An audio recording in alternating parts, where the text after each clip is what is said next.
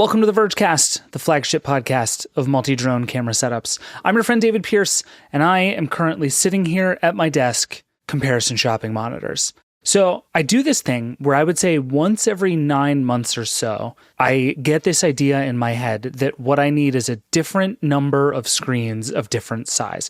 Sometimes I'm like, I'm just going to be a laptop guy. I'm going to be more focused. I'm just going to sit here and look at this one small screen. It's going to keep me on task. It's going to be great.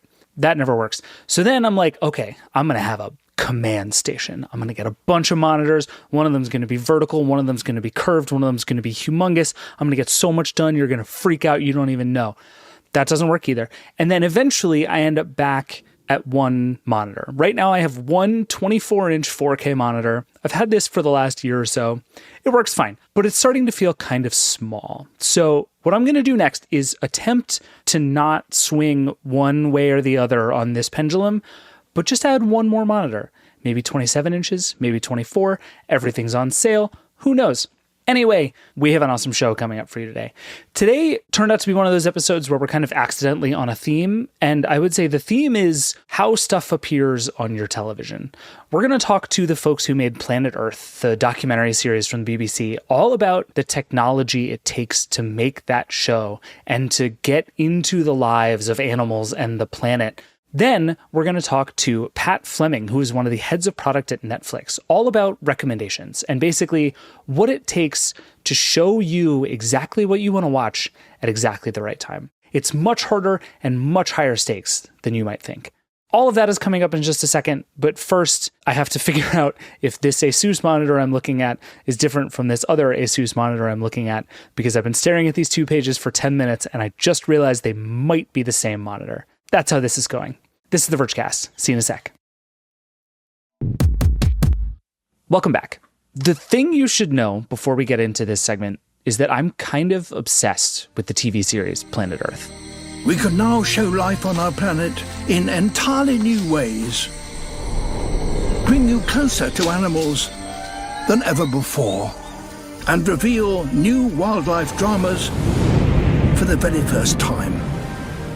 The truth is, I'll watch anything that's just like slow-moving drone shots of beautiful landscapes and then super tight shots of animals while someone talks in a cool accent about a whole part of the Earth I've never heard of before. And there are a lot of those shows out there, but Planet Earth does it better than everybody else. I mean, just like listen to this clip for a second from Planet Earth 2. He listens carefully to pinpoint his target. It's moving.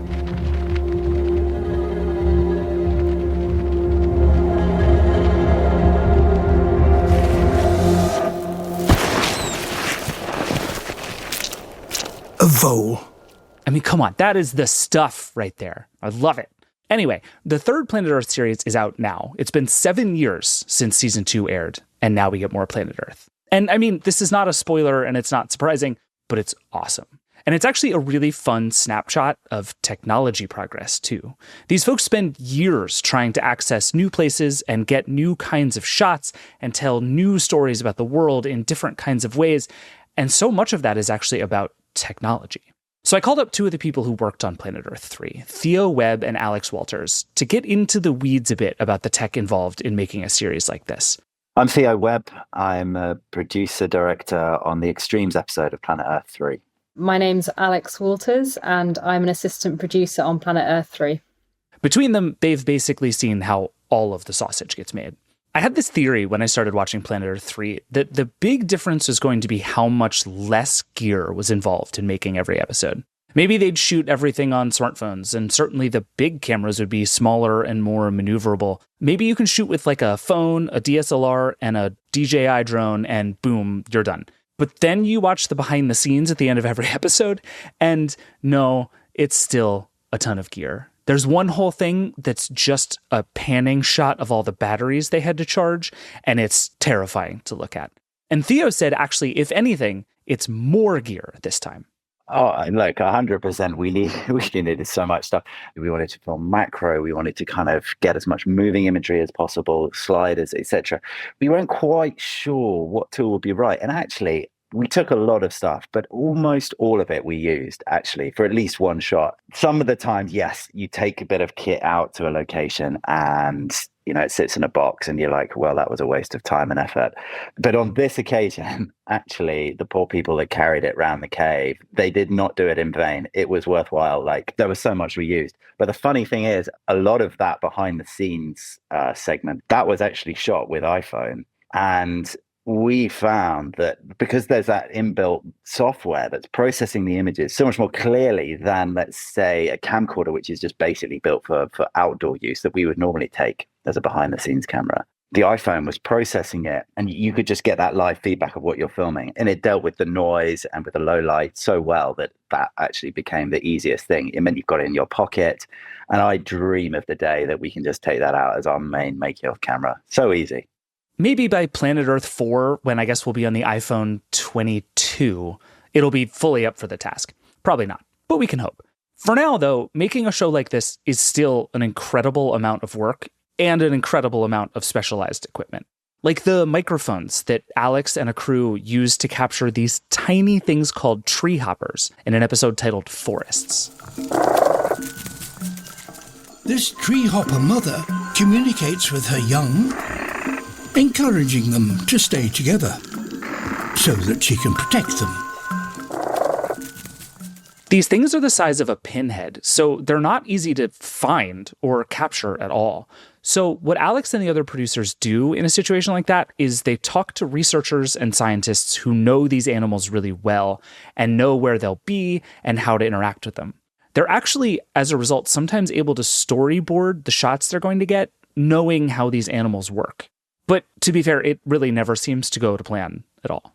I was talking to a scientist in America called Rex Cocroft, who is an absolute genius, and he spends his life listening in on conversations between animals, specifically tree hoppers. So he was really key to this, and he helped us develop the technology to be able to listen in on them. And then alongside that, we had Javier, who was our specialist. He's a photographer, actually, and he was the one who brought the story to us about the tree hoppers interacting with this symbiotic relationship with bees. They're like bodyguards. These bees come in and protect the tree hoppers. So actually it was a combination of different scientists, and I spent a lot of time talking to them and planning in advance for the shoot. But the tree hoppers, it's inaudible to the human ear. So we use these piezo discs that we would attach to a microphone, and we would put them on the branches to be able to listen in on this world of these tiny little insects while they communicate to each other. They all have different language. There's over 3,000 species, and they all communicate with different sounds, and they mean different things. So some of them talk to each other about finding a mate. Some of them tell each other where food sources are. Others will talk about where predators are, which is part of the sequence that we filmed. So they are absolutely fascinating, and their sounds are really bizarre. They sound like they're out of space or something. There are stories like this for basically every single frame and moment of Planet Earth. Like, there's this one shot in the Extremes episode where we're inside this huge colony of butterflies, hundreds of thousands of them, all hunkered down for the winter. And if you disturb these butterflies, you're going to send thousands of them flying off, which A, ruins the shot, and B, also probably kills a lot of the butterflies. So you end up having to get creative trying to figure out how to get in there. The fun thing about this shoot is it relied on a very specific bit of technology, which is socks. Without socks, the whole shoot would have been ruined. So these butterflies, they can't really afford to lose too much energy over that winter period. Otherwise, they won't make it through. So the crew had to be as quiet as possible, which literally meant taking off their shoes and walking around in socks. So they'd be setting up cable dollies on a tree without butterflies on. They'd set it, put one on it. And then they'd be kind of moving this cable dolly silently through. They'd have their socks on and they'd just be waiting. Meanwhile, it's not actually that warm a place. It looks kind of quite nice and warm and cozy, but it's actually quite a high altitude forest in Mexico. Drops below freezing easily at night, which is half the problem for the butterflies. But the butterflies, they have this, perfect little ecosystem in the canopy there, which keeps them nice and warm. But for the crew on the ground, that was less comfy. But socks, who knew it? Some shots they know they can get. Animals have patterns. Big caves are probably still going to be there next year. One thing I've heard from a lot of nature filmmakers over the years is that if you just show up and stay there, eventually most animals will get used to you and just carry on living their lives, so you can get what you need as long as you're patient enough. That's why you see a lot of hides and camera traps. Really, a camera trap is actually a staple of planet Earth. You set up a camera in some slightly hidden but very central place, turn it on, and just wait. And knowing where to put those cameras and actually how to place them and angle them and focus them is a real skill. Like when you're prepared to capture 8,000 hours of footage trying to catch a glimpse of a snow leopard in Mongolia. The guy who did that, a guy called Jake Davis, he's really specialized in these camera traps. And he has this amazing ability to get into the head of the animal. And, when you're setting up a camera trap, it's got to be the right height. If you set up, the height of my head, you're never going to film anything. It's got to be down at the right eye line. You want to make it cinematic as well as functional. So you get it down, you get it set up, and then you have to crawl through the frame, right? Pretending you're a snow leopard to kind of mimic the action. But also, and this is a thing you hear from nature filmmakers over and over, is sometimes you just get lucky. But actually, my favorite shot in that sequence was one actually designed by the snow leopard themselves. The camera trap was placed down, but the cat decided, I didn't really like the position of that. So they had rubbed themselves on it, they'd carried it, they'd moved it, and they just put it down, right? And then a couple of days later, I think it was, the same cat walked down right in front of it. But what the frame had done was, because it had been put a slight angle, but also pointed to the ground, there was a super shallow depth of field.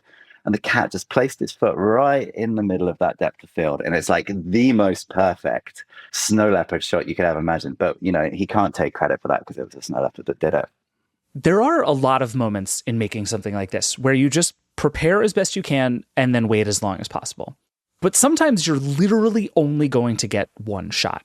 Like there's this one moment in the forests episode where a tree almost 200 feet tall goes crashing down in the middle of a forest. If a tree falls in the forest and you're not there to film it, never mind. That's a terrible joke. Anyway, it's a really hard thing to film, it turns out. The tree fall was really complicated and took a huge amount of planning, as you can imagine, and a big risk assessment that I had to write. But yeah, so that one, we had quite a big crew. We had 3 drone operators who were flying at the same time. So 2 of the drones were static to keep it, simple and so they, no disturbances within each other's shots. And then one that was moving and reacting with the tree as it fell. So that's like a sweeping shot that pulls back. And then we had ground cameras. So myself and Joris van Alphen, another camera operator, we were operating the ground cameras. We had 6 of them placed. We knew this tree was around 60 meters high. We'd measured it with a drone and sort of seen how high it was with that. And then we'd measured on the ground how far we need the cameras to be away to get this whoosh of all the leaves and everything breaking coming up towards the camera, which is one of the shots you'll see in the forest episode. But, not having the cameras completely smashed to smithereens, which was a real risk. Some of the cameras were GoPros and we were like, if we lose a GoPro, then it's not the end of the world. But, some of them are these red cameras that are, how much they're very expensive cameras with very expensive lenses. So they were based more at the base of the tree, sort of where we knew it definitely wasn't going to fall in that direction. We then worked with some locals who allowed us to film them felling. They selectively felled the tree. They told us, we know that when we take this root off, it's going to fall in that direction. So we knew the direction it was going to fall. So there was a lot of planning, a lot of talking with the local people, and that was key. And none of the cameras got smashed, which was absolutely amazing. I could do this forever, honestly. There are fun technology stories behind basically everything in the show. But let's just do 2 more here. First, there's this section of the Extremes episode filmed in a cave in Vietnam that is thought to be the world's largest cave. It's called Hang Son Dong. The crew spent more than 2 weeks in this cave, filming it in all sorts of different ways. But the most remarkable thing, I think, that they did is a 2-drone setup to try and capture the true size and scope of this place. We had a team of 4 cinematographers, but we chose one in particular because he'd been down inside Han Song Dong cave. He's been down like almost 15 times or something like that. So he knows the cave really well. He's shot a lot for himself, but he'd never done what we wanted to do, which is take sort of cinema cameras down there and show the cave off in a different way. He'd also never spent, I don't think, more than 3 or 4 days there. So the fact that we were going to spend 18 days underground in that cave sort of blew his mind and also made him incredibly excited at the same time. He was like, oh my God, think about what I can do down here. So first of all, what he thought about was how to light it, right? Because as you say, the paradox of filming underground is that unless you show light, there is nothing to see. And yet you want to keep some of it dark to keep it like mysterious, but also it helps with that sense of scale. If you light the whole thing, you lose that scale, you lose the texture, you lose everything. So what we decided to do, and with his assistance, we built these kind of 4-panel arrays of custom LEDs, which are super bright LED panel, and they have a cone attached to them, and you can bolt them together, which is how we created this sort of 4-panel array. We tucked that underneath this heavy lift drone. So a DJI Matrice 600, which is, 10 kilos heavy, about 1 meter wide. It's a huge beast.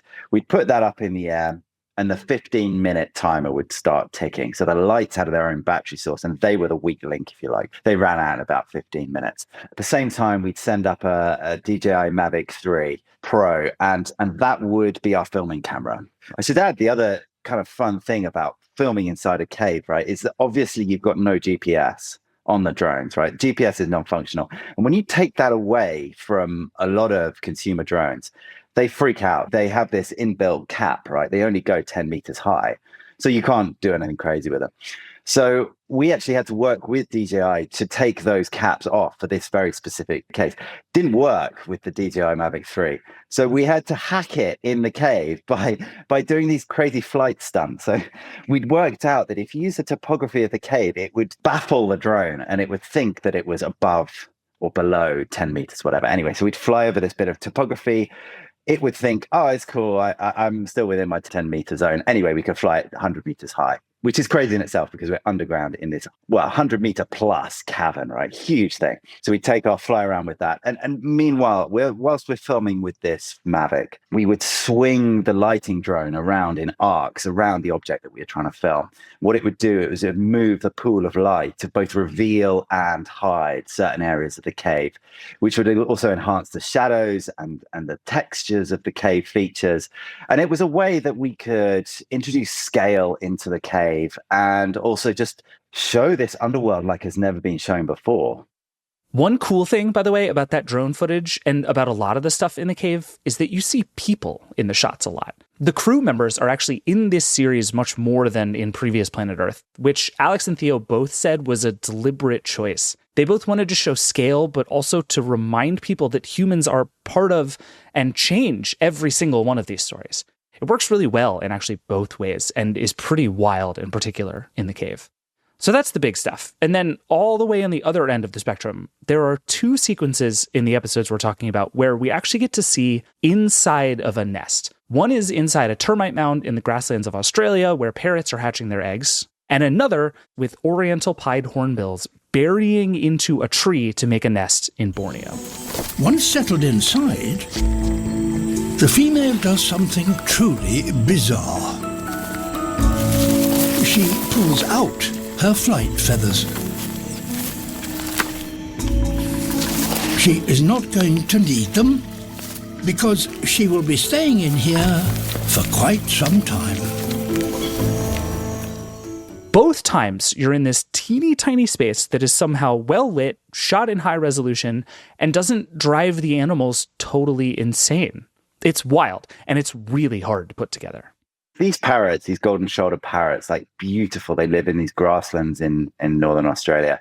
They're super rare. You've got to be super sensitive, right? You know, one failed nest equals a whole generation for that family not fledging and replenishing the population. So we had to work with the landowner who has loved, who has studied, who has looked after and cared for her land and these parrots for like decades. She works with this amazing scientist, Steve Murphy, who allowed us to make a small hole in the back of the termite mound once the chicks had hatched. So they're much more relaxed. So they're feeding.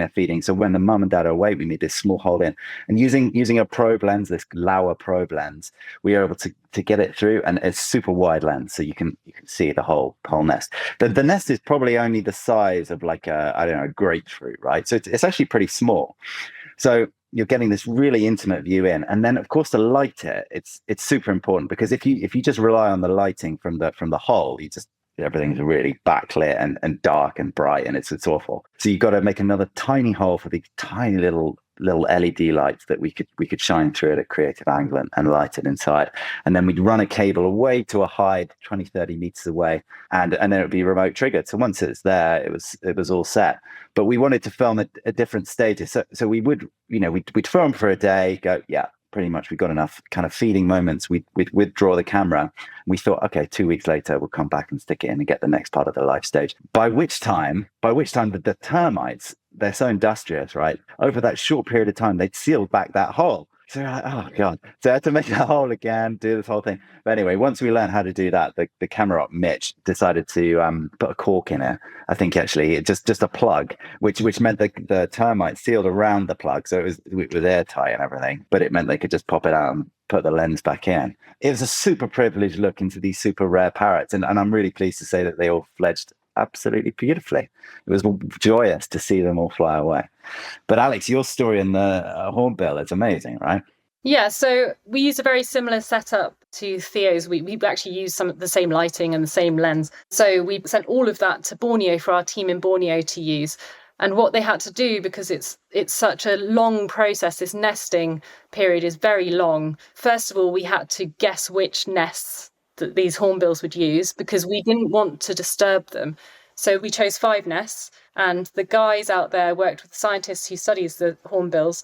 So they went out and they set up tree platforms attached to the sides of the trees for the camera to go on eventually if that female chose that nest hole. And then they waited for them to for their behavior to start happening, where they could see which nest they would be choosing.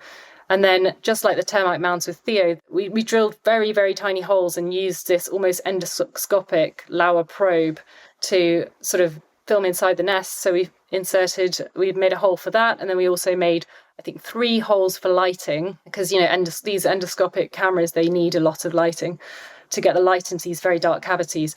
And then what we had to do is, again, the cameras were tethered and the lights were tethered. So once she decided which nest she was in, we had to wait sort of a week or so for her to settle in. And then in the nighttime, in the very early morning, they then unplugged the hole, which they'd plugged up with clay, because obviously it's a living tree and you don't want to add any bacteria or anything. So they used clay. And then they would gently put in the probe lens, and then they would also put in the lights. And then Will Foster Grundy, our camera operator, would also gradually turn up the lights as the daylight started coming up. They've got quite big eyes, these birds, and they're very sensitive to their surroundings. And so there were times she definitely muddied, she's expert, muddying up herself into this tree hole and creating this little gap for her to live in. But she would then muddy up the lights and the camera. It was frustrating, but they work so delicately, and they managed to get the full behavior of her. And yeah, she accepted it eventually. And we got this absolutely incredible intimate view of inside the nest, which, without that, the story wouldn't have been half as good, to be able to see her perspective, almost as if she's in this prison. And it's just, I think it made for an excellent sequence. Ultimately, in talking to Theo and Alex, it didn't sound like there was much they couldn't do, technologically speaking. It's all a lot of work and a lot of gear. It takes forever, and this show is expensive to make. But most of it is doable. Still, though, Alex and Theo said they both have some ideas about how tech could make life easier for, say, Planet Earth 4 in a few years, and even beyond that. I think personally, I would like the camera equipment to be a bit lighter because, it is getting smaller, but actually we end up with just as much clobber. We have just as much gear, even though it's becoming smarter because, you have this specialized bit of cable that's used for this camera, but not for that camera. So you end up with loads and loads of stuff. So it would be nice if things actually just became a bit smaller and a bit lighter. But then sometimes things like tripods, you need them to be heavy for that stability. But that, for me, that would be great. But then for the making of, as Theo was saying earlier, having an iPhone to film, that has changed. And I think that will continue changing. Okay, I've got 2. One is drones with telephoto capability. That will change everything. Because as soon as you can start getting the stabilization good enough to get like 10 times zooms on Plus. You're starting to be able to film really, really cool behavior in a really cinematic way, right? You'll be able to get incredible low angle shots, which are moving and yet compressed because you're at a 300 mil or whatever. That will be game changing. The miniaturization of drones is a part of that as well. And that will definitely kind of fill that space, and it will be great. My rogue prediction, maybe not for 6 years, but maybe slightly longer, is utilizing space imagery more. We had a great series a few years ago called Earth from Space, which utilized space imagery to get images of something happening on the ground at pretty high, super high resolution, which would then merge with drones filming that same event. And you'd have this crazy interface, right, from outer space down, and you could fly effectively straight into the action from space. And it was brilliant. It was super cool. And I think that was way more innovative than the kind of time should allow for. And I think that imagery from space, the more resolution you can get, the more focus will allow us to do so much more, both in a filmmaking perspective, but also from a science perspective. Counting animals, that's super important. What they do with satellite imagery now for like counting penguin colonies is crazy. They look for shit. Basically, they look for penguin shit on the ice and they go, oh, look, there's a whole new colony there. We had no idea there was that many more penguins or that many less penguins. And they can tell how close they are to being wiped off by ice loss, basically. And so that kind of technology will feed into science, and it will feed into what we do as wildlife filmmakers so much more. And I'm super excited about that. And then filming on Mars. You heard it here first, friends. Planet Earth 4. The Mars edition. All right, we have to take a break, and then we are going to come back and talk about TV algorithms and how to get recommendations right. We'll be right back.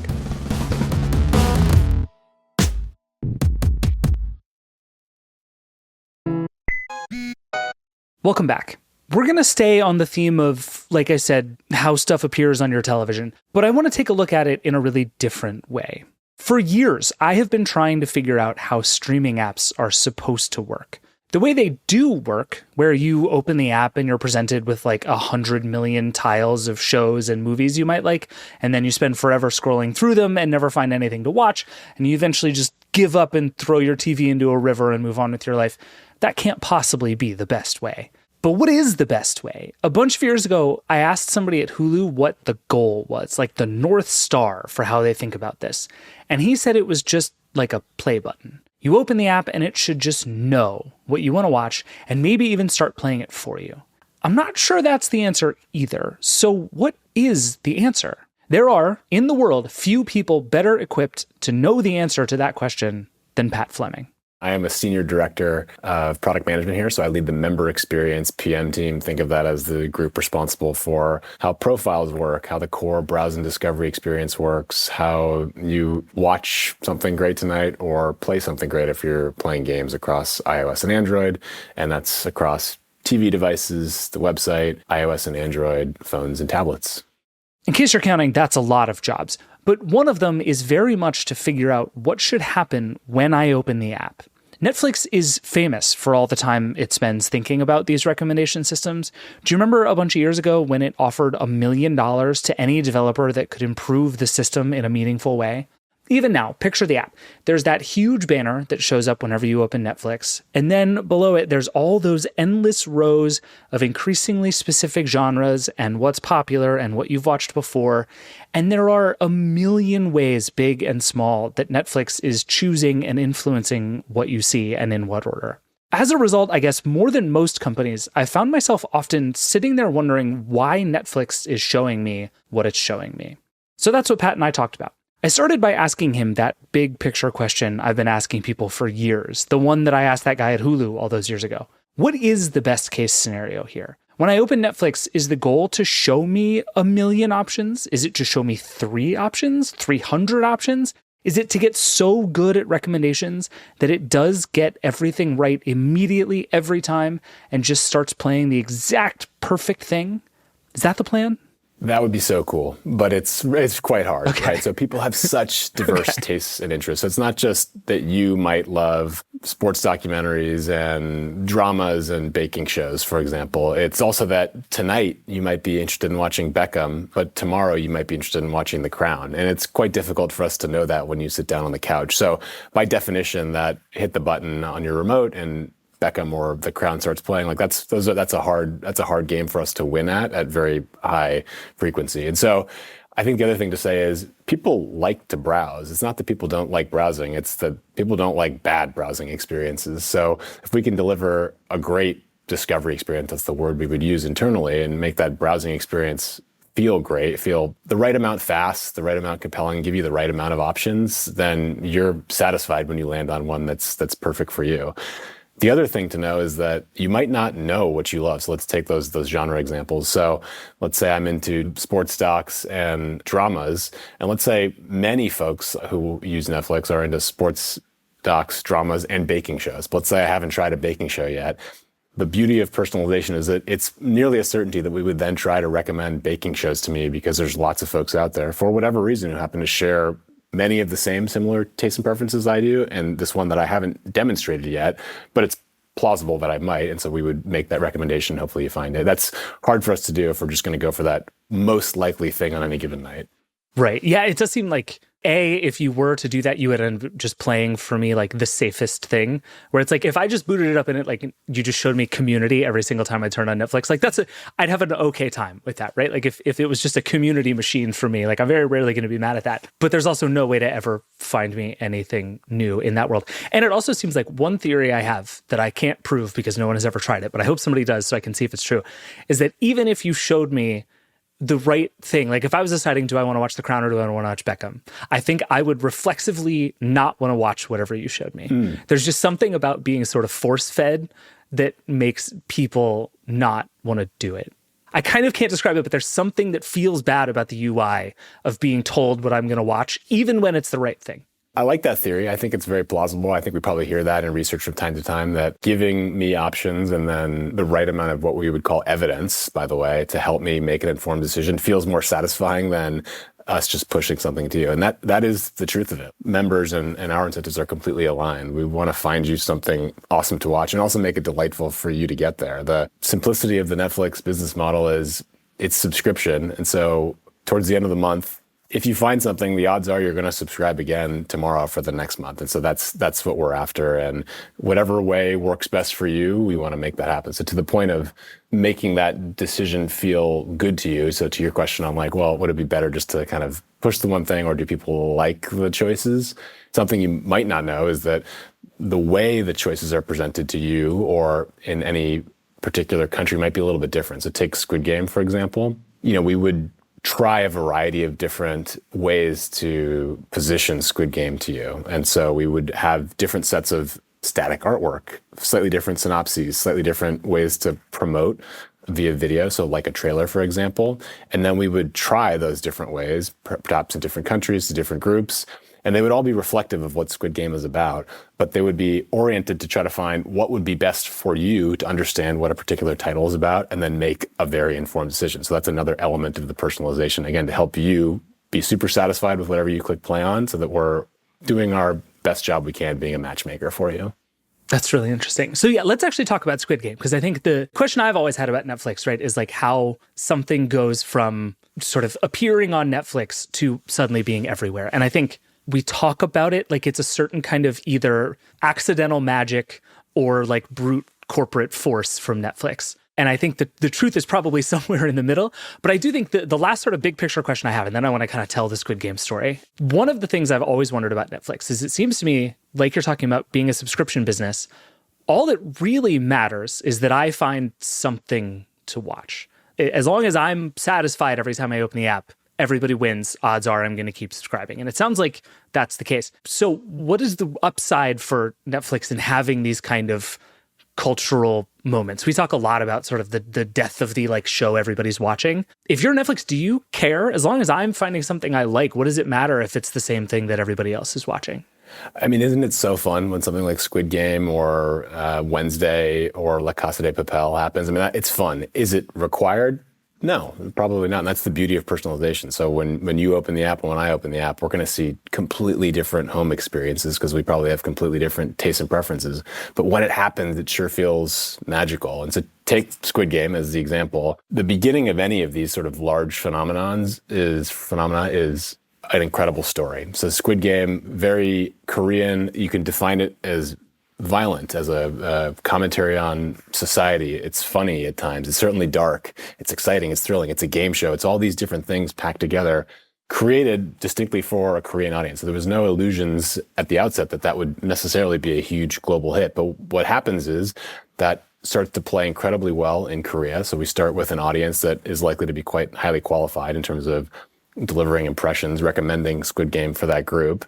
And then because Squid Game and other Netflix originals are available globally, we've got dubs and subtitles in often over than 30 languages. So in the case of Squid Game, for Brazilian Portuguese and for Latin American Spanish, it started to take off in Latin America. And from there, it's sort of difficult to know the causality because it's lots of things are happening outside of Netflix. So people started talking about Squid Game, and this became kind of a global thing on social.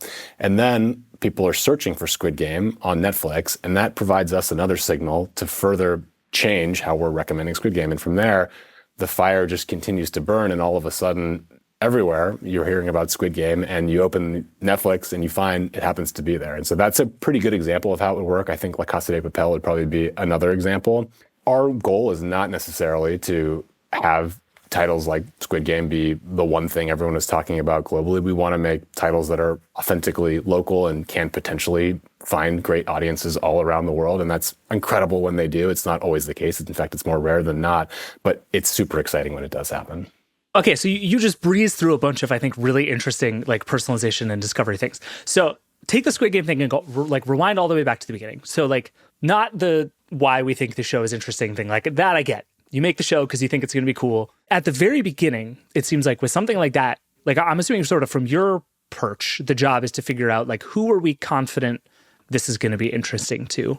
When you're at the point nobody has seen it, you can either just like beat people over the head with it and make them see it, or you can try and guess who you think is most likely to like it and show it to them first. Am I thinking about that the right way?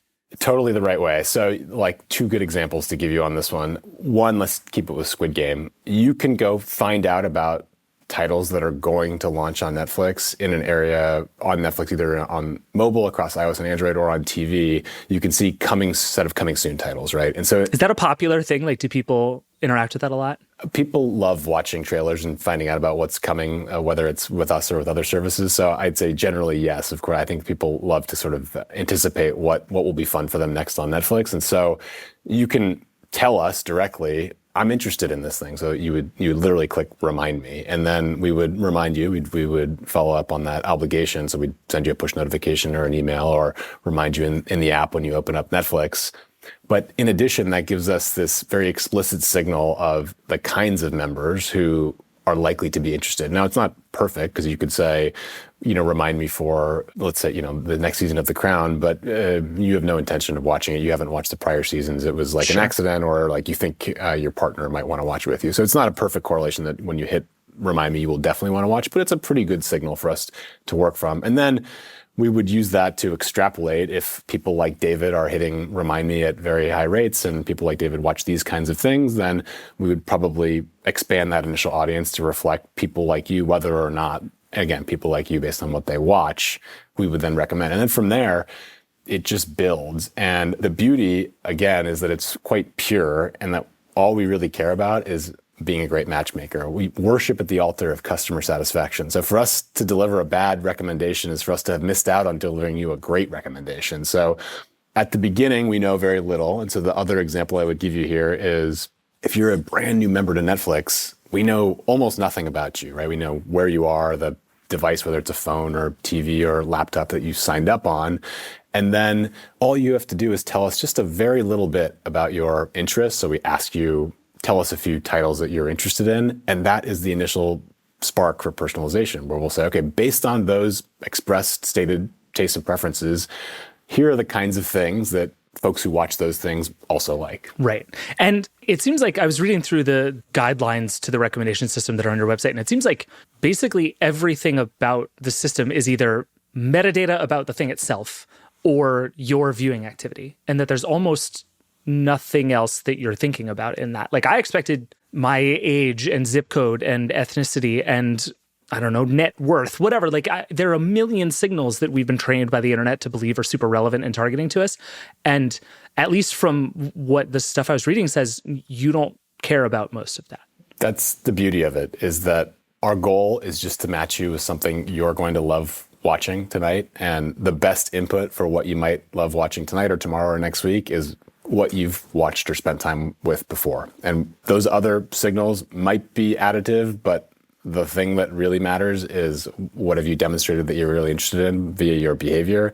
And that's sort of the beauty of it. So yes, as you point out, you could think of titles as being broken down into these constituent components, this metadata. Is it a movie or a film? What's its originating country? How long is it? What language is it available in? Genre, perhaps some tagging about attributes of the title. And those things all help to sort of round out what a title is like. And then you match that against member tastes and preferences. And again, take that sports docs, drama, baking shows. If you watch any two of those things, and lots of people watch all three of those things, then it's a pretty good chance that that third genre might be interesting to you. And so some point in time, you'll discover some genre that what wouldn't otherwise have been in your consciousness and try it out on Netflix.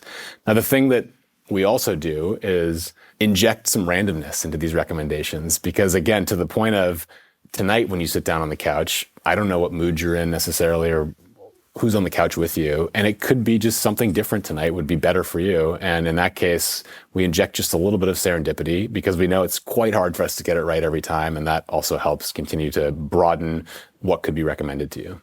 Yeah, what is the right balance there? I think about like the great innovation of TikTok was that it made it really low stakes for TikTok to be wrong, which because it's so easy to scroll, it's so easy to just flip past something you don't like, that TikTok can just show you stuff. Everything in there is just pure randomness, and you don't really penalize it because it's so easy to scroll. I don't think you have quite the same permission, because by the time I'm like 20 minutes into a show and decide that I hate it, that's a much bigger commitment than 1.5 seconds on a TikTok thing. So I would think there's less room to just sort of throw something at me just on the off chance I might like it to see how I react. How do you think about that? Like, you could make the safe recommendation. You could just throw spaghetti at the wall and see what sticks. But neither of those feels exactly right for Netflix. We're definitely trying to not throw spaghetti at the wall. Okay. So we're trying to make recommendations. Think about it as we're doing our best to predict what might be interesting to you based on everything that's known about your tastes and preferences before you open Netflix tonight. But if you follow that all the way out, you just show me Community every time, right? Like, and then we're trying to help you always have something great to watch. So yes, to your point, like that, you know, the way you might generalize that Community challenge. And for me, it might be like, let's see, what could I watch every night? I mean, Seinfeld would be fun for me most nights, right? Yeah, I'm not mad at Community. I was just like, I'm just only going to like, yeah. Or it's like, I think about the one that happens to us all the time is we watch one trashy, and I don't use that as an insult, reality show, and then it's just infinite trashy reality shows. And that actually makes a lot of sense, but at the same time, there's a finite amount of trashy reality TV that I actually want to watch.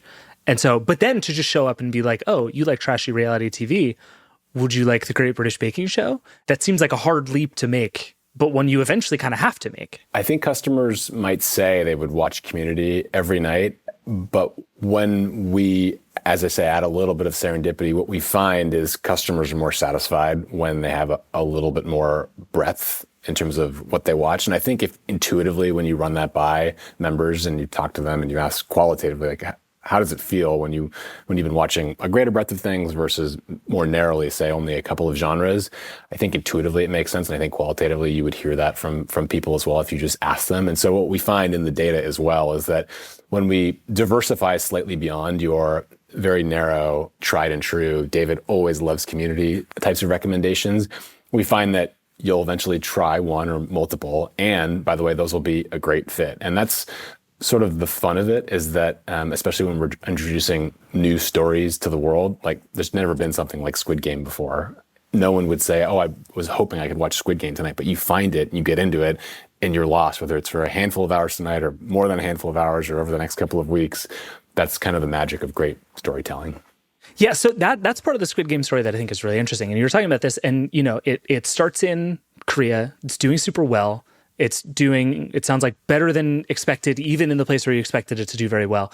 What happens next? Like, is there a meeting where somebody's like, people love this show, this might be huge, we have to like turn up the randomness knob on the wall and start showing it to more people? Like, how do you take it from it's doing well among the people we thought it would do well among to let's show this to people who have not necessarily shown us they would like something like this, but the early signals say that they might? The beauty of this approach to personalization is no knobs, no buttons, no nothing needed to happen. I'm convinced there's a knob. You can't convince me there's not a knob it's the viewer's knob. You're just like, show this to everybody.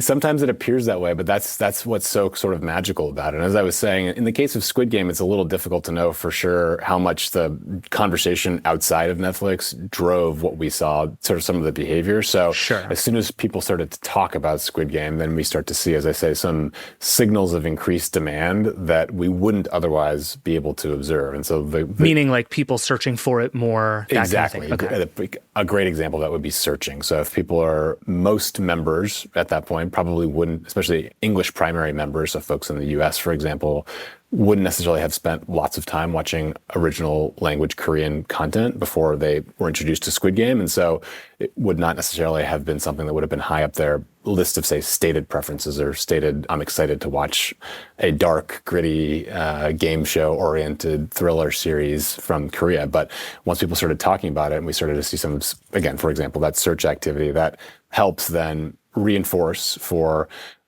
the algorithms that it's time to maybe open up the audience a little bit. And as I say, that's automatic in nature. There's no need for dials or buttons. And what we're doing all the time is trying to tune more generally. So we would like to always be improving the way we're making recommendations. So for example, we have a view that maybe not necessarily every, say, half an hour you spend with Netflix is worth the same to you as a customer. So we would like to be able to learn a little bit more and be able to recommend, say, a half hour episode of something that you would love tonight versus a half hour of something you would be just okay with. So Community for you might be a good example. Like, you'd be satisfied with Community tonight, but you would love if you found something new, and helping to tune, finding that what you might love and be able to make those recommendations with better precision is something that we're always after. Got it. Okay. So there's no human interaction in this process where like something like Squid Game starts? Because one of the funniest things about Squid Game to me is you could look at it at some point early in the process and think, oh, the algorithm has gone completely haywire here. There's no way this many people in this many places want to watch this specific show that we never in a million years would have put on this particular trajectory. And on the other hand, it's obviously like a smashing success for the system that it essentially, I'm assuming at some point basically told every person on planet Earth, you should probably watch Squid Game. Everybody else is watching it and seems to like it. So is there not a moment where it's like jumping up the graph and you have to have a meeting where you're like, what is happening here? Is this what's supposed to be going on? This is the beauty of it. It wasn't even necessary for Squid Game. It became big on its own. I think Suits in the US is another good example where you maybe wouldn't have necessarily expected in advance how big Suits could be at this point in time, and it's been huge. And so that's kind of the beauty of it, where there's no need to be in the background pulling a separate lever. It's just, again, try to think about from how do we be the best possible matchmaker between all the possible options you could have on Netflix and other services you might subscribe to, and make the best, most compelling recommendations in the easiest, most hopefully fun, to the extent browsing and finding something to watch tonight can be fun, way, so that when you do settle in on what you're going to watch, you hit play and it's like, this was perfect for me. I would assume, though, that at some point, kind of popularity begets popularity. That like the bigger something gets, the more comfortable the system gets recommending it more widely to people, maybe even further out of sort of the traditional strike zone of a show like that. Well, I think, again, we can just focus on Squid Game there as an example where, yes, so if you're thinking about that randomness or serendipity, imagine you're a member who's, again, never watched any Korean language content before. We can more confidently make that recommendation to you the more popular something is, especially among folks who are also members of Netflix who watch similar things to you. So yes, I'd say that's fair. Okay. And is there any upside to having kind of human or editorial or curatorial input here? I mean, I think about like we talk to a lot of the folks at music services who talk a lot about you have this giant corpus of stuff. We can do some really interesting personalization, but also maybe what you want to know is what a person you think is smart likes. Or we can recommend, I don't know, like Halloween is a good example, right? It was just Halloween. Let's put together a thing that is like some of our favorite old school Halloween movies. People love that kind of stuff. And if you do that at Netflix, you do it less obviously than some others. Is that kind of just not something you think is necessary at your scale? We do from time to time do things like that where we're offering collections that are representative of a moment in time. So Halloween would be, that would be a very good example, or other collections seasonally. So those kinds of collections do exist on Netflix, and you can either seek them out yourself, or from time to time you might find those kinds of recommendations promoted either on TV or on other platforms. You should think of those collections as still personalized in nature. So imagine you've had, say, 100 candidates for some kind of a seasonal collection. We would still want to present titles to you in a personalized way. So whether that's what order they would be presented in or how they're positioned to you, as I was mentioning earlier, we've got an incredible creative production team that's thinking about what are all the possible ways you could represent a title, whether that's with art or the synopsis or video promotional assets. And we would still want to do that in a way that positions any of those particular titles within a, say, more curated seasonal set in a way that would really hopefully resonate with you individually. Yeah, one of my favorite things to do on Netflix is scroll around and try to guess why the system picked that particular poster to show me for any given thing, because I know there's a bunch of options. It shows them in lots of different ways. And I saw one that was just like, I forget what movie it was, but it was a movie in which Tom Cruise was like the fourth most important character in the movie. But the poster I saw was just Tom Cruise. And I was like, you know what? Like, you're not wrong, Netflix. But I wonder what it says about me as a person that it was like, you know what David wants to watch this movie is Tom Cruise. You might be a huge Tom Cruise fan. You might have just revealed that. Oh yeah, it's not wrong. To be clear, it's not wrong at all. But it's just a very funny thing. And I think, actually, to that point, one of the things that I think has always been tricky about personalization over the years is pairing that with transparency. Like, I think there's an interesting thing that we found, and this is especially true, I think, on social media, where we have these ranked feeds and people are like, why am I being shown this thing this way in this order? And there's something about kind of understanding the order that is being presented to you that actually is really comforting and makes people feel better. And to some extent on Netflix, like, you've done a bunch of work, it seems like, making even just like the rows are fairly self-explanatory. Like, here's what's trending, here's what's this category. But do you think about trying to sort of telegraph the reasons behind what you're showing people as you go? I love this question because I think we've got opportunity to do better here. So we would call all the ways that we would position a recommendation or set of recommendations to you evidence for why something might be compelling to you, right? And so explaining that evidence, there's good thinking behind that is helpful for folks. So why is something presented to me? So I think we've made some good progress there on broadening the candidate set of reasons why something could potentially be a good fit for you. So I've hit on a few of those, whether it's the art being tailored to you or the synopsis or other individual pieces of evidence, for example, the cast or other folks involved in bringing that title to life and how that might resonate with you. But I think we can do even more, which is to say, make the connection between here's really specifically why we think this might be a good fit based on whatever the meaningful to you reason might be, whether it's, for example, in the Tom Cruise case, you've binged everything we have on Tom Cruise and this is why we think this would be awesome for you. Or it looks like you're ready to break out of your community rut. Here's what folks love. Here's Tom Cruise. Just broken. Here's Tom Cruise, exactly. And when you want to break out of your community rut, Tom Cruise is the solve. So I tell people that all the time. That makes sense. And I think that it's another really interesting UI question over time. One of the things I love talking to people about on Netflix is the thumbs up, thumbs down system. I don't know if this is true. I haven't quizzed random strangers on this in a while. But for a long time, I think the thing where it would say, it would have the green thumbs up and it would be like 89% match. I think most people would read that as a sort of Rotten Tomatoes score. That's like, most people like this thing. That's not what it is my understanding. It is something closer to like the likelihood that you're going to like this thing. But it's just a really fascinating thing of trying to telegraph, you have all this information about what I'm likely to like and why. And to some extent, all of that is useful for me to see as I'm browsing. Because by the time I've been doing this for a while, I have a fair amount of faith in Netflix's ability to show me something I'm going to like. But the more you can tell me about it, the faster you can help me make those decisions. But A, you don't want to overwhelm people, I wouldn't think. And B, it just gets confusing at some point. There's just only so much you can show me, especially if it's like, you liked Beckham and the Crown. We think you'll love the Great British Baking Show. People are like, what the hell are you talking about? And so like, I wonder, even just from a UI perspective, how you think about putting that stuff in front of people.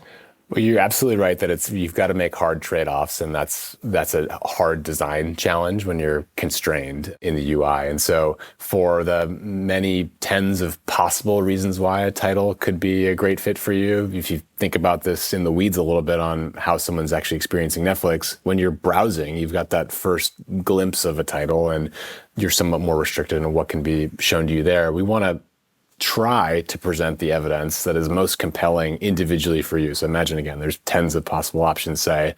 We'd want to hopefully think about how we might rank those and then present the ones that are most compelling initially, which would then generate a little bit more interest from you. And then if you're one level deeper in that discovery journey, reveal a little bit more that would then be helpful. So as you're, for example, watching a trailer, you might learn a little bit more about the title just by watching the trailer, but there may be also additional longer form synopsis evidence, or a little bit more on the cast, or a little bit more on why this title is similar to others you've watched and why that might be a compelling match. So it's for sure a hard challenge. It tends to pay great dividends for members to know a little bit more because they're excited to know about, well, why would this be a good fit for me? And the way it manifests for us is hopefully we observe then better matches between our recommendations of what ultimately gets played and then ultimately higher member satisfaction. Got it. Okay. So again, with not to keep coming back to Squid Game, but with something like Squid Game, how do you tell that story to people? Do you eventually just turn it around and it's like, just everybody's watching this? Like, shut up, hit play. Everybody's watching this show.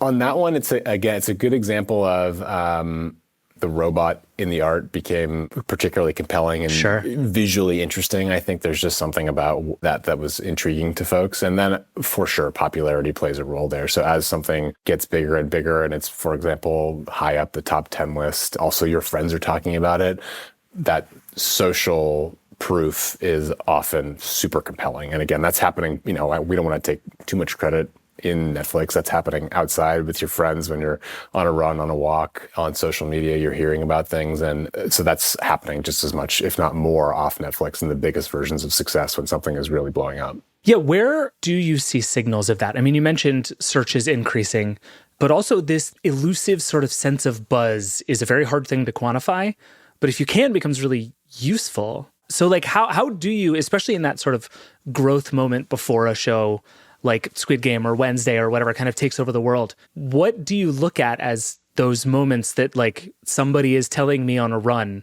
that I should go watch this show? Like you want to capture that. And the best case scenario would be when I go sit down on my couch, there it is, the thing that my friend just recommended to me, right? How do you bridge those two things? You should think of those things as like super indirect, right? And so I mentioned a couple of ways that would manifest. The first, before something launches, that would be you come to Netflix, and maybe in the case before Squid Game launches, you say, oh, I heard someone told me about this, and you search for it, and then you get to watch the trailer in advance, and you find out it's not available yet. You click remind me. That same would be true on something like the Netflix Cup next week, where not available yet. You can learn a little bit if you open the app and you hit remind me. So that's one indirect way. And then the other one would be search. And that tends to be great at indicating what people are excited about. And the great thing about the search results experience is it's also personalized and will continue to improve over time as behavior indicates what are the right responses to particular queries. So at the outset, for example, when someone first searches for Squid Game, maybe the results would not have Squid Game in precisely the first results position. But over time, we would learn as people are playing Squid Game after they type SQ and then immediately Squid Game gets played at very high rates, then we would change those, the ordering of those recommendations in search results and hopefully match you very quickly with the thing that you actually have intent for. Got it. Okay. One of the smartest things I think Netflix has always done is that when you search for something that isn't on Netflix, it tries to recommend you things like that thing, which is just the most like subtle, devious stroke of genius. It's great. It's like, we don't have this movie. Don't worry about that. Watch these other movies. And I suspect that works. It's worked for me many times where it's like it picks something spiritually close enough that I'm like, oh, okay, I've been meaning to watch that anyway. I had not really thought of search results as a discovery engine, but it kind of is one. Very meaningful source of discovery. And you're right that it can be frustrating if you're searching for that thing that is either not available yet or isn't available on Netflix in your country. And we still really want to help you have an incredible night tonight with Netflix. And so hopefully we've got something, if not exactly that thing, that would be a good fit. What do you call the thing at the top? The super big thing? Was it like the hero? Is it the marquee? What do you call it? We call that internally the billboard. The billboard. Okay, let's talk about the billboard. The theory I hear about the billboard most often is that A, it is an unbelievably powerful piece of streaming real estate, that whatever you put there, a lot of people are going to interact with in some way, shape, or form. And that B, that is where Netflix brute forces things to be popular by force feeding it to 100 million people whenever it feels like it, just because it wants to make a show popular. I have questions about both parts of that, but start with the beginning. Is that as powerful a piece of screen real estate as it seems like it might be? That whatever you put there is going to be more noticed by people? Certainly meaningful, but if you think about how members are spending time with Netflix, they're coming in with something in mind and going to search, or they have a category in mind, whether it's a film or a genre, or this is the kind of mood I'm in tonight. So it's one of many ways that folks do find what they want to watch. I won't disagree, it's important. It's the first thing you see after you select your profile. Is it the most important? There's lots of ways folks are expressing what they're interested in to watching tonight. Okay. And do you think, this is a total aside, I'm going to get to my second question in a second, but I think that the way you just described that is really interesting because it sort of assumes people come in with like one data point about what they're looking for, which sort of makes sense. But also I can imagine there's a set of people out there who just open Netflix. Like I think this is the unique thing about Netflix at this point, is that you're big enough to essentially just be the thing. And I'm just going to open it and see what happens. Does that behavior exist? And do you have to treat those people differently who sincerely have no idea what they want? They just want to watch something? That would be nirvana for us, where you're so confident that we're going to have both options and make great recommendations among those options that when you want to relax and you're ready to watch or play something, that you think of us first. And so you sit down on the couch and you just hit the Netflix button on your remote because you're so confident you're going to find something great on Netflix. You are completely right that there's this spectrum where some nights you know exactly what you're excited about. So when you're right in the middle of the newest season of, for example, for me right now, it's The Crown, where I'm watching it on our internal employee preview. And I am so excited tonight to sit down on the couch and watch the next episode. So that's going to be more likely that I'm going to continue watching something as opposed to be looking for something new. And then there's lots of nights where folks sit down and they have no idea and they just want to find something great. And they're willing to sit down and go on a discovery journey. And that's the fun, quite challenging problem we have, is how do we make that the right amount fun, serendipitous, but also efficient so that it doesn't feel like I'm slogging through it. So we want to go from an experience that can at times feel overwhelming to an experience that feels most of the time incredibly delightful, so that when you do finally land on a thing that's a perfect fit for you, you look back on that discovery journey and it felt great. Is that a thing you can discern in real time? That like if I open up the app and I scroll past continue watching and I'm now 5 rows deep, you can suddenly like assume that I'm on a more open-ended discovery experience and show me different stuff? Like, can you be that sort of responsive to what people are doing, even like button click to button click? We're humble and we know we can always do better on that front. But I think you make a good, your hunch there is probably a good one, where if you're completely in the mode for the thing that you were watching last night and you're ready to watch the next episode, then it's a pretty good chance you might go straight to it. But if you skip over it and you start to demonstrate interest more broadly than that, a job we want to do much better is be able to pick up on what you might be in the mood for tonight more quickly and adapt our recommendations accordingly right in the moment. So that like if seems like, oh, tonight might be a movie night for David, and based on his browsing right now, it might be a Tom Cruise movie night. We want to accordingly adjust and make it easy for you to then satisfy that interest. And you might not have known that before you showed up, but it might have, as you started browsing, is like, oh, this is a Tom Cruise movie night for me. I really like the idea that the longer I spend browsing Netflix, like the weirder the recommendations would start to get. That it's eventually just like, I don't know, just just watch this. You clearly don't know what you want. We don't know what you want. Like, here's some stuff. Let's see what happens. I kind of enjoy that. The magic would be the longer that you spend, the better that final recommendation would be, because we would then know so much more about the things you could have been interested in and might not have been interested in. So one thing that's a little more challenging is extracting, say, negative feedback from you. So it would be nice for us to know with a little bit more precision when you skip over something, whether you spend a little bit of time with a trailer and you say, oh, that's not for me tonight. Sometimes that's a little more challenging for us to know precisely in the moment. And that's an area where we want to spend a little more time. That's interesting. The question of like, is this something that's not interesting to me or just not what I want to watch tonight, but like show this to me again in a few days kind of thing? Exactly. What a fun, hard problem where it's like, it's very difficult to necessarily parse. I never want to see this again. So a thumbs down means please never show this thing to me again. Or I'm just not in the mood for it tonight. Yeah. Okay. The second question is, I think the overarching theory about the billboard is that is where Netflix like flexes its originals and says, we spend a bunch of money on this show. You're going to watch it. So we're going to show it to you every time you open the app, whether you want to or not. Here it is. Watch it. We demand. Is that how it works? It follows the same approach that we've been talking about for the last 40 minutes or so. Personalized to you. We want to, our goals every time you open the app are to match you with something compelling, and whether that's a Netflix original or not, something we license from a studio supplier, doesn't matter to us at all. We want you to be incredibly satisfied. I really want to believe you. Like, I really earnestly want to believe you, but I can also see a bunch of really good reasons it would be the other way, right? Like, it makes sense for Netflix as a service to prioritize the stuff that it owns for lots of reasons, that it's not going to leave the service anytime soon. You have control over the IP. You can do all kinds of stuff with more popular shows that you make than something that you've licensed from somebody else. Also, there are costs associated with these things, and you want to recoup the costs, and you made them because you think people are going to like them, so you want to put them in front of people. So I guess, why not put some of that in there? Like, is there an internal balance that you have to strike in how to get that stuff right, even if you're not showing it to people? If you, again, come back to our business model, the nice thing is we have really good alignment here. So with the subscription business model, you've got a choice every month. And the trade is your hard-earned money for incredible entertainment every month. And so our end of the bargain is match you up with hopefully something great among an increasingly broad catalog. And so if we have a choice between something that's less good for you, but is a Netflix original, or something that is better for you and not a Netflix original, we're going to take that better for you every single time, because our goal is for you to be incredibly satisfied and to be entertained. And so on any given night, if that's less likely to be a Netflix original based on what you like to watch or what you're in the mood for tonight, that's okay with us.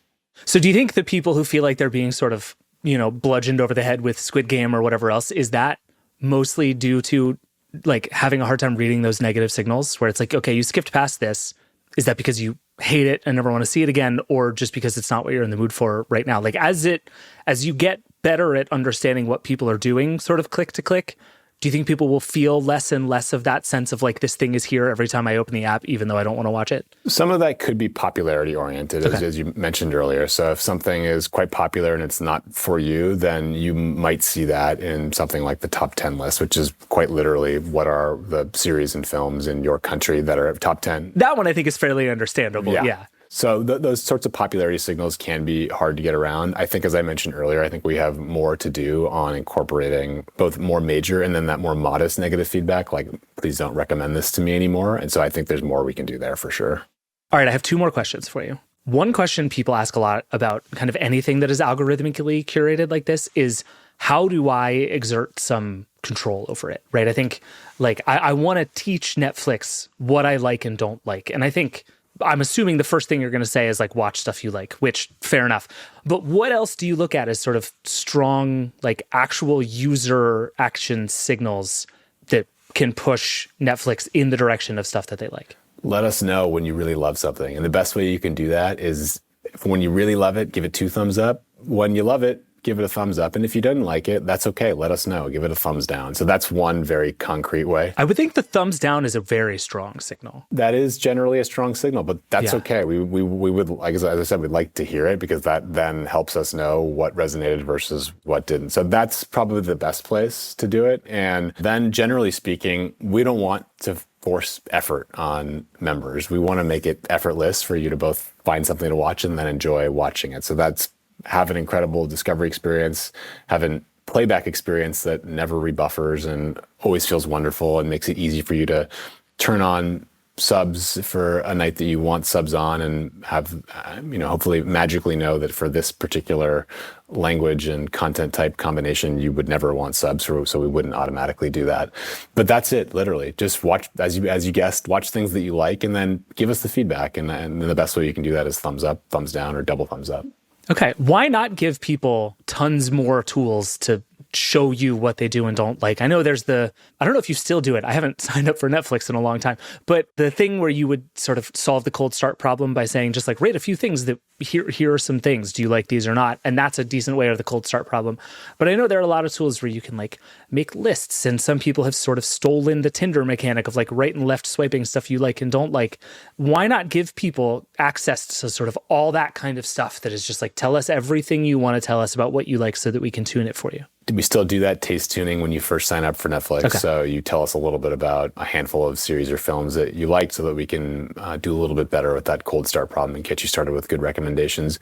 I think it's a fair question. Could from time to time you be asked to maybe retune every now and then, and members might have an interest in that. So we've tried things like that in the past. We don't have anything running right now where that does exactly that. But you could imagine, for example, if you've got a list of titles you watched and you want to provide ratings on those titles, then that might be a way for us to improve your recommendations even more so we can get that explicit feedback. So you've got a queue of 10 things you finished over the last handful of months. Why wouldn't we ask you a little bit more directly, give us a thumbs up, thumbs down, et cetera. So possible, nothing on the horizon there precisely, but I like the idea.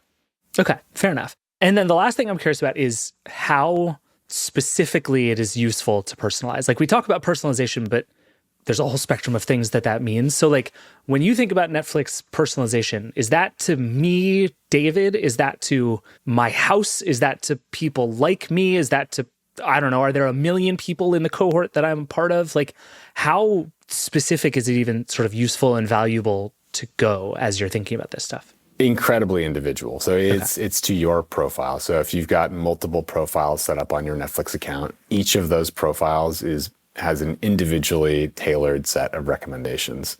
And if you're not doing things like demographics and all that stuff, they should have essentially nothing to do with each other, right? All we know about each of those profiles is literally the pattern of watching or game playing. And that is the only input and the purest input that we can take to then make the next great, hopefully, recommendation for you.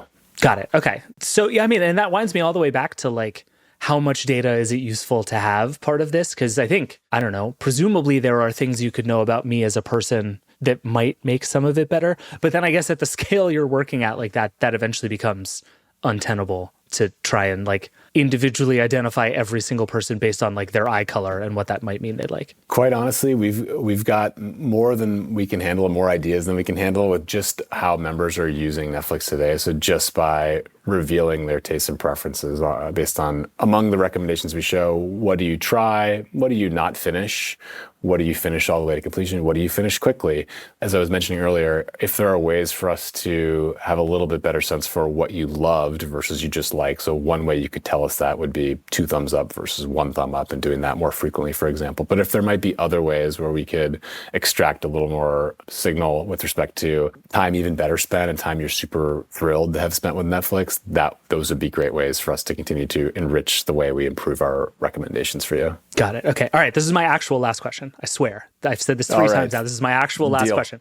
Tell me about thumbs versus stars. I find this totally fascinating, and I think you've been at Netflix long enough to have seen both sides. So I will just lay my cards on the table. I think 5-star scales are the stupidest thing on the internet, and I think they essentially mean nothing.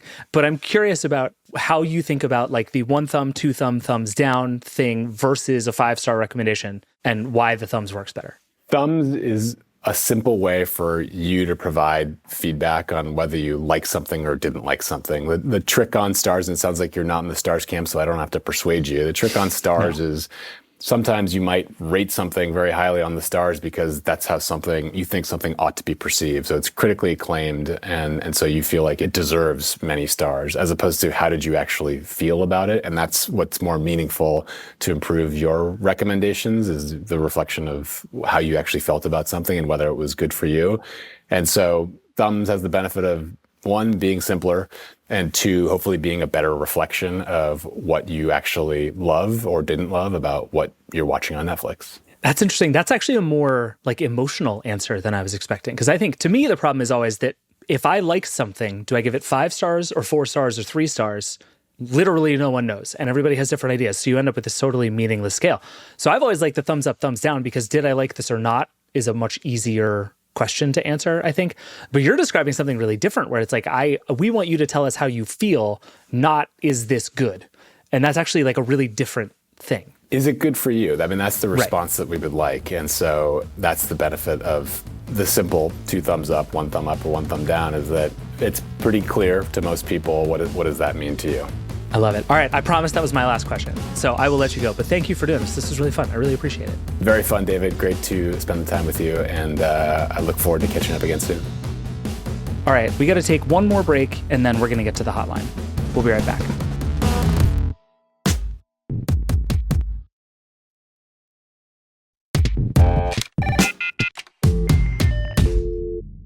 We're back. Let's take a question from the Vergecast hotline. As a reminder, you can always email vergecast@theverge.com or call 866-VERGE11 to reach us. We try and answer at least one question on the show every Wednesday. Thank you, as always, to everybody who calls and emails. It's so fun.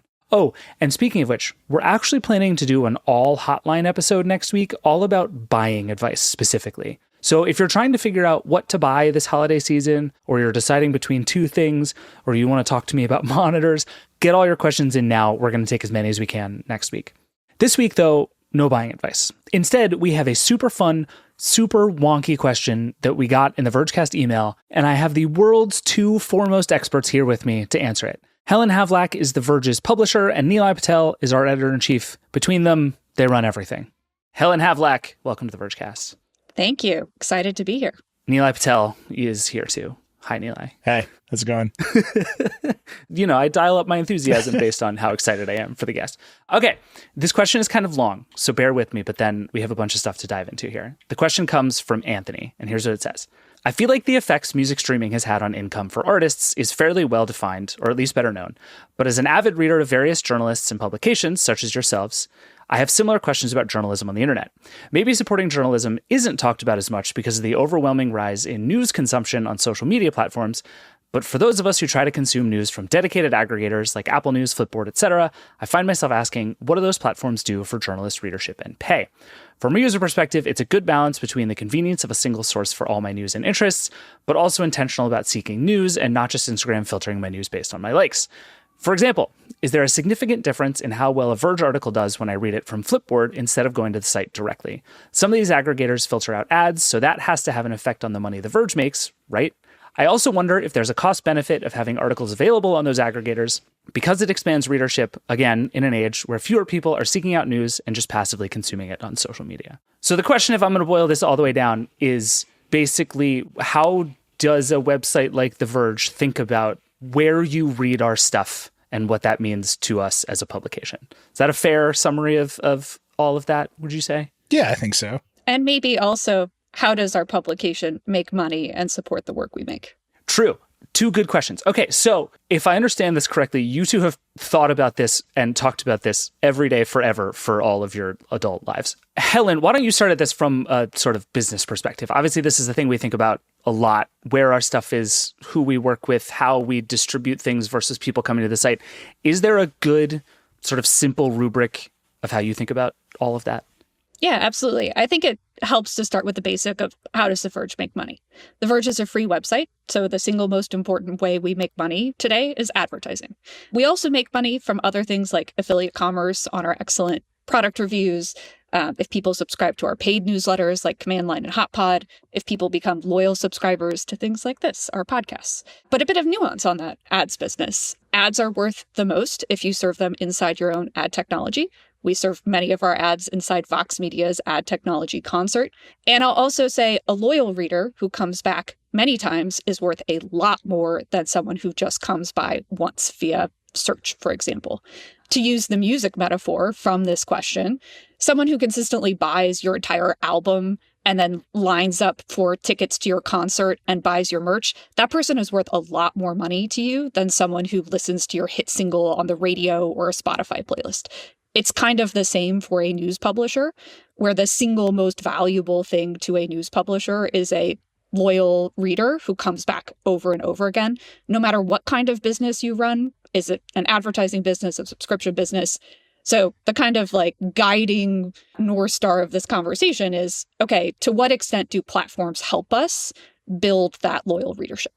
Yeah, Nilay, this is something you and I talk a lot about, right? Like in just sort of day-to-day coverage, this question of like, what's the trade-off of sort of trying to be everywhere that people are, understanding that the world in which we live is not one where people like spend a lot of time typing URLs into desktop browser bars and all of that, versus like, we want the website to be the thing, kind of even more so with this redesign we did a year ago. Like, how do you sort that out in your head at this point?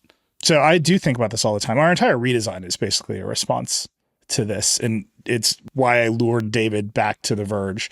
Because if you look at most publishers on the internet, they just give their stuff away all the time. They're like, here's what we do. People type, and then we give their words away to other people's apps. And hopefully they'll pay us. And that hopefully is a huge problem, right? Because it has just never come true for anyone. And then you look at their websites, the products they actually make, and it's just amalgamations of other people's software, other people's ad software, very commonly Google and Facebook, and other people's ad software, other people's tracking software, very commonly other people's video players, just glomming up pages. And you're like, why would anybody come back to this? Why would anybody choose to have this experience? Of course, they're going to go to Flipboard or Apple News or Google Discover or any of these other platforms where you're giving your stuff away for pennies on the dollar.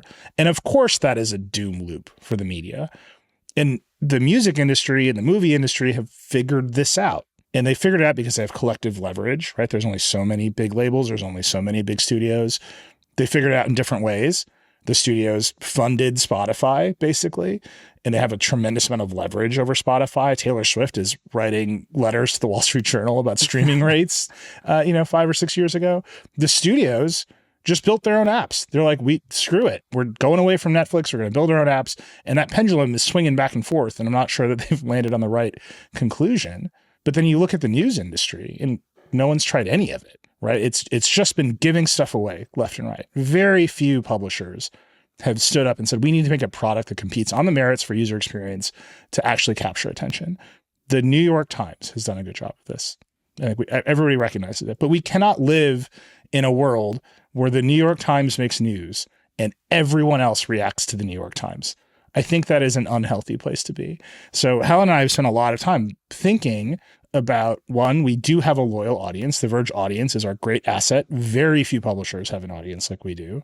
Okay, we have to build that audience a product that is worth coming back to several times a day so that even if you encounter us on all the other platforms that we distribute, we can make an offer to you that coming to us directly is a better and more rewarding experience for you, the consumer of news, not just for us, the collector of revenue.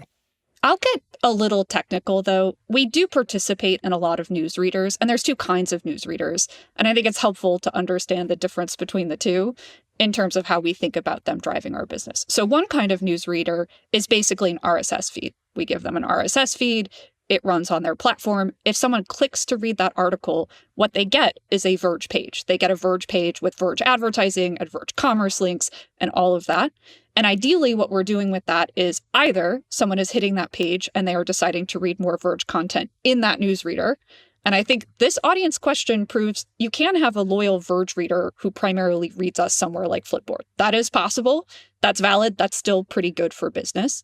There is a second kind of newsreader. And, I think we've talked probably quite a lot on the Vergecast about Google AMP or the now defunct Facebook Instant Articles, which rather than giving people content as an RSS feed, which serves your own page, you would put your content in some proprietary code format that then is native to that platform. And the promise of that was, okay, you're going to make less money per article maybe because you don't have your fancy ad formats, all of the rest. But the product that then runs natively in Facebook is going to load so fast and it's going to be such a great experience that the kind of volume you will get by participating there will make up for lost revenue. That in particular turned out not to be a great business to be in. For example, many publishers got way too dependent on Facebook. Call it circa 2016, the height of Facebook traffic. Everyone was serving instant articles. Everyone was gaming the algorithm. And then Facebook decided basically to shift the algorithm, prioritize family and friends content, deprioritize news content. And a lot of publishers straight up died, like went out of business, died. So that kind of dependence on a single platform to mediate your audience relationship, that is super dangerous. And that is part of why, as we evaluate, what readers do we want to be on? I think a good rubric is one, does that send people back to our website or let us create a loyal relationship with that person inside that app? And if not, it better have some other kind of value for us. Here, we're primarily talking about like text content, but we also make things like video. I think TikTok's a good analogy for the purpose of that platform is a little bit different. I think about TikTok as primarily a marketing platform to bring the Verge content and brand to younger audiences and initiate them to the Verge. And so it is valid to approach platforms from different perspectives, but I would say it either better convert on loyalty or it better have a really different value for us, or it's not going to be somewhere we're going to want to participate. That TikTok thing is really interesting because if you have a big TikTok channel and you're a creator, people come to you and say, hey, help me sell my product. Like, do some ads for us. If we have a big TikTok channel, what we should be saying is, hey, visit our website where we make money, because we can't really do the advertising that creators can do on TikTok because we have this irritating wall between journalism and sales. Creators don't. So that whole platform is built on like integrated advertising with the content. And that's fine. More power to the people doing that work. That's not what we do because we are very precious about making journalism. So our product that we have to sell is our website, right? You're watching these TikToks, you like our people, come find us on our platform. Our platform had better be good enough to convert, right? If our product isn't any good and we're saying, come to our website that is loaded up with junky ads and SEO spam, the whole premise of doing TikTok falls apart. So I think there's a forcing function. Okay, we're going to do TikTok and Reels and YouTube and all these other things. But underneath it, there had better be a product that's really worth it that we are marketing the same way that anybody would go to any other creator and market their product. Right. Yeah. What you're describing in a funny way is not that different from what a lot of the folks who are building paywalls around stuff say, right? Which is that essentially it aligns incentives. We want you to engage with our product and we want you to support us directly. And what we're saying instead of give us money for a subscription is like, come hang out on our platform. And that is like, ultimately that is how we win and how you win because it makes us give you the best experience. And like, that's a good alignment of incentives. It seems like everybody wins if we get there. But there is one more thing I want to talk about, which is the like Netflix for news kind of thing that has come and gone at various times. Apple News is probably the most obvious version of that right now, but there are others where it's like, give us some money, take all the news, and we'll figure out how to split the revenue. Is that a real thing that's going to work for anybody, Helen? Well, it's interesting to see what Apple is doing. If you are in Apple News today, as someone who does not pay for Apple News Plus, you will find is that Apple is doing an awful lot of work to promote the Apple News Plus subscription. And that seems to be their primary focus because historically, Apple's not that great at advertising. And so Apple News is an interesting one because the business model there is a little bit different than the promise of just ads can make it. And what they seem to be doing is going after a subscription bundle, which your Netflix metaphor, I think, accurately describes. And then in that, if you as a publisher can have a good piece of that, that's a good business to be in. It's trickier if you are an ad-supported publisher to figure out how to effectively participate in Apple News and make that work. To be clear, I think all these Netflix for news ideas are going to run into the same exact trap as the music industry. And maybe this is a good place to end because we started with a direct comparison to the music industry. The music labels are doing great. Artists are not. The music labels have a big share of Spotify. They own a big percentage of Spotify. They can negotiate rates as collectives. Their job is to basically churn artists up and out through the system, right? What is the shelf life of Jack Harlow? Who knows? But the music industry is good at finding the next Jack Harlow and spamming him onto your feeds. That's great. And that is the history of the music industry. I'm not even making a judgment there. That is just the whole history of the music industry. The news industry doesn't have any of the protections, doesn't have any of the cultural relevance of the music industry. If The Verge decided to pull a Metallica and start suing every TikTok creator that read one of our articles to camera for copyright infringement, this is a disaster. No one can do this. So we're just in this less strong position as people who make text than the music or movies industries are. There's no content ID for text. There's no sense that reading an article out loud should pay us, whereas everybody knows if you make a famous cover of a famous song, the songwriter should get paid. None of that is there. None of it exists. So we have to come up with something else. And then on top of it, you add these aggregators to the mix, and it's obvious they're going to extract more value than they pay back to the publishers, because that's what they have done in music. That's what they have done in movies. And again, it's the middlemen are great. The record labels are doing great. And maybe some of these big holding companies will do great. But the idea that you're going to get a famous writer or a famous journalist or a famous author from an aggregation platform that is like well compensated and feels like a star, I don't think that's remotely possible. I think the economics of that are totally stacked against the deck. I think all of these platforms would prefer to deal with an infinite supply of young individuals than companies that might exert leverage. And I think that alignment mismatch, like you said, David, is so real. Every millennial media company, let's call them BuzzFeed, Vice, whatever, our own, all thought that they would become these like institutional brands, and the Facebooks of the world would pay carriage fees like the cable companies paid ESPN carriage fees because their brands are so strong and people would want them. And what the platforms figured out is they don't need to do that if there's always another 22-year-old creator on the come up, and you can pay everyone the same rates. And all the creators figured out there's no money in the platforms, and they need to go start selling energy drinks and sneakers, which is exactly what happened.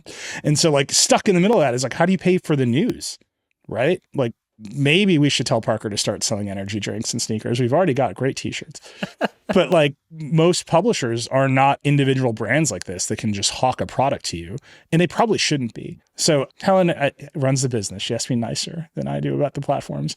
I just see this dynamic in a very clear way for us, which is if we want to make the journalism we want to make, we want to hold power to account, we want to do the reporting, we want all the stuff, we want to have fun on our website and not write for algorithms, but instead write for our audience. We have to build a business that is independent of these platforms, especially weird for us because we cover the platforms. Do you know how weird it would be if we had an existential financial dependency on Meta? I just think like we have to build something else over here. And so it's great. You should go read us wherever you want. The question is like, how do we make money? We're on these places because we want to find our people there. And these algorithms are good at matching us with audiences sometimes. But once you're there, and if you really like us, the thing to do to support us right now is come to our website 3 times a day. And the thing to do in the future is like pay for Command Line and take our survey about what other paid products, because that's going to help us continue to be independent and honestly make it easier for us to go report on the platforms without this like existential dread that we're going to like piss off Mark Zuckerberg and he's going to turn our traffic to zero, which has happened to many publishers many times over the past few years. Because I am the money, I will say you do not need to feel guilty for reading The Verge on Flipboard. Podcasting, what all of you are listening to right now, you are listening to in someone else's app that we happen to distribute to with our own advertising, and that's a great business. So there are a lot of these news readers where we can have loyal readers who are following The Verge, reading us, reading our page experience with our advertising. It is a great business to be in. But as Nilay says, the primary place we need to go is to have that direct audience relationship, not to be too dependent on any one platform or algorithm, and to offer things on our website that you won't get anywhere else. Notably, quick posts, our live streams, none of that goes to any of these distributed publishers. So if you want to hear like Alex Heath and Nilay's real-time reporting on OpenAI last week, you wouldn't get that if you were just reading us in Flipboard. You would only get that if you were on theverge.com, looking at our homepage, looking at the story stream about the drama going down. And so that is a big part of it is, what can we offer in the website that you can't get anywhere else? I like it. So as always, the answer is download every episode of the Vergecast 60 or 70 times and everything will be fine. Awesome. Thank you both. Appreciate it. Theverge.com. It's a good website. You should read it. The only website left. All right, that's it for the Vergecast today. Thank you to everyone who's on the show, and thank you, as always, for listening. There is, as always, lots more on everything that we talked about at theverge.com. Go watch Planet Earth. We'll put some links into the show notes, and, read theverge.com. There's a lot going on, even when OpenAI chaos isn't happening every minute of every day. And, as always, if you have thoughts, questions, feelings, or just please want to tell me which monitor to buy, you can always email us at vergecast@theverge.com, or keep calling the hotline, 866-VERGE11. I love hearing from you, and we're going to do that episode all about buying advice next week, so get your questions in now. This show is produced by Andrew Marino and Liam James. Vergecast is Verge production and part of the Vox Media Podcast Network. Nilay, Alex, and I will be back on Friday to talk more about what's going on in OpenAI, because that just won't stop happening, plus AI sports reporters, Amazon computers, and lots more. We'll see you then. Rock and roll.